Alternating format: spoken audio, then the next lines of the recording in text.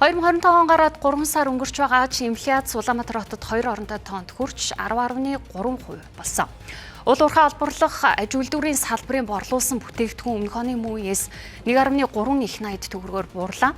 Гэтэл эдийн засаг зарцаж байгаа энэ байдал 2026-аас 2028 онд ч үргэлжлэх эрсдэл хүлээж байна. За мэдээллийг эдийн засгийн болонд танилцуулна. Баярлалаа үзэгчдээ орой мэндийг хүргэе. За тэгэхээр 2025 оны 2 дугаар сарын байдлаарх инфляцийн түвшин гарсан. За энэ дунд бол яг Улаанбаатар хотын дунд ч нь бол 10.3% таа гарсан байгаа. За яг ийм одоо инфляцтай нөхцөл дээр 2023 болон 2024 онтой харьцуулахад 2025 онд уул уурхайн бараа бүтээгдэхүүний экспортын хэмжээ нь бол өссөн. Тэгвэл тухайн салбараас орж ирж байгаа орлогын дүн бол хамаагүй буурсан үзүүлэлт байгааг эндээс харж байна. Одоо намраас хойш үн үндсэндээ бараг 38 за бараг 40% унтсан байгаа. За энэтэй холбоотойгоор худалдаа авагч талууд маань нэгэнт одоо ийм алдагдлууд ийсэн учраас цаашаа дата авалт хийхгүй байна. Одоо бараг 10 сая тонны ийм овоолго үүсчээд за үндсэндээ тэнд одоо ийм гацаа үүссэн байна гэсэн үг.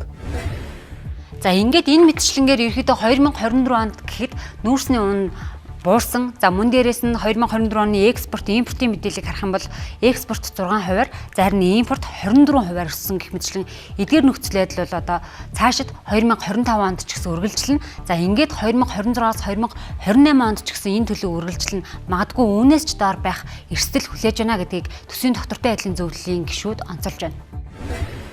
26-аас 28 онууд бол 25 он шиг хамгийн сайндаа байхаар ийм дүр зураг харагдаж байна. Гол нь бид нар нөгөө хоёр юм яригддаг эдийн засгийн өсөлтөөр бол нэг нь инклюзив буюу энэ өсөлтийн үр дүн өрхүүдэд ордог байх гэдэг шаардлагыг ярьдаг. Нөгөөх нь бол sustainable буюу тогтвортой байдлаар өсөх тухай ярьдаг. Тэрнээс биш нэг огцом өсөө дараа нь унаад огцом өсөө дараа нь унаад явах юм бол энэний нөгөө нэг өвдөлт нь аяг өндөр байгаад байдаг байхгүй.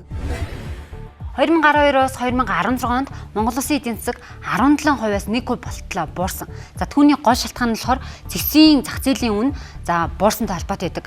Цэсийн зах зээлийн үнэ жишээлх юм бол $9700-аас $4432 болтлоо буураад 54%-аар буурсан. За тухайн үед бол манай улсын гол одоо орлогоо олдог бараа бүтээгдэхүүн цэс байсан. За ингээд тухайн гол бүтээгдэхүүний үнэ нь дэлхийн зах зээл дээр буурснаар Монгол Улсын экспортын орлого буурч за ингээд эдийн засгийн хувьд бол нөхцөл байдал хүндэрсэн. За тэгвэл одоо бас энэ эрсдэл нөхцөл байдал үүссэн гэж хэлж болох байгаа. Түүх хэдэн төрөлж өгөө, худалдаа авагч нь төрөлж өгөө. Тэгэхээр төрөлж өгөө тэр худалдаа авагч улсын минь эдийн засгаас төдийлөн сайн биш. Тэрээс хятадын хоёр их хурлаар тавьж байгаа зорилтууд, хятадын засгийн газраас авч хэрэгжүүлэх гэж байгаа арга хэмжээ. Одоо жишээлбэл эдийн засгийн өсөлтөд 5% хүрэхийн тулд хэрэглээг дэмжих бодлого гэдэг 30 зүйлтэй зорилт гаргаад явж штэ. Зөвхөн Төв банк сангийн амнаас гадна хэрэглээг урамшуулж эдийн засгийн өсөлтөд тэгэхээр тэнд асуудал маань тийм сайн биш. Тэр үүнийгээд дагаад манай улсаас худалдаа авах нүүрс төмрийн өдрийн ярилт хэрэгцээ төдийл өсөхгүй байна гэдэг дохиг аль хэдийн өгöd. За ингээд макро эдийн засгийн үндсэн үзүүлэлтүүдийг харах юм бол дотоодын нийт бүтээгдэхүүний бодит өсөлт бол 5.4-өөс 5.6% байх болов гэсэн ийм төсөөллийг гаргаж байна. За инфляци болохоор 8.2-оос 6.8% хүрэх болов гэсэн ийм таамаглалыг гаргаж ирж байгаа юм байна.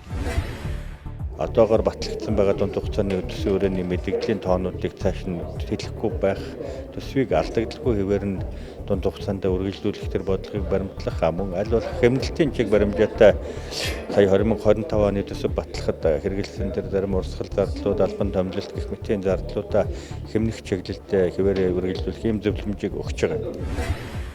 2024 онд гэхэд манай улс нийтдээ 80 сая тонн нүүрс экспортод гаргасан. Тэгвэл тухайн нүүрсийг гаргасан мөнгөний хэмжээ нь болохоор орлогын хэмжээ нь 2023 онд 60 сая тонн нүүрс экспортлсон дүнтэй дүүж байгаа. За энэ мэтлэн нөхцөл байдлуудаас харгалзаад цаашдаа төсвийн одоо хүрээний мэдээллийг гаргахдаа төсвийн бас доктортой байдлыг хангах хүрээнд за хэрэгжүүлэх гэж байгаа томоохон төсөл хөтөлбөрүүдэд илүү нарийн судалж за нарийн тооцоололтой гаргах нь чухал гэдгийг тэд санууллаа.